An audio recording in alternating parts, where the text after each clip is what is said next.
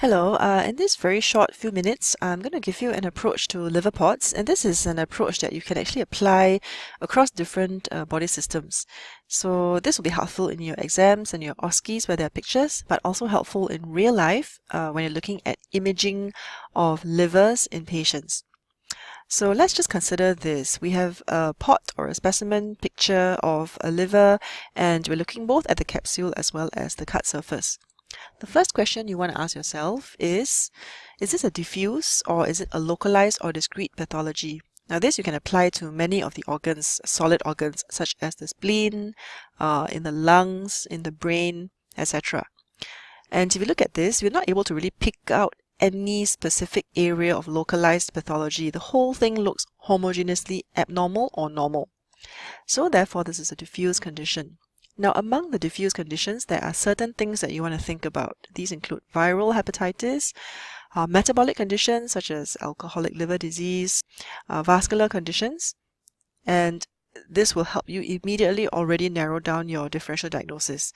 Now, looking at this, there is a yellowish sheen to the liver, and if there is a diffuse enlargement of the liver with this yellowish discoloration, this is very classical for fatty change or fatty liver disease.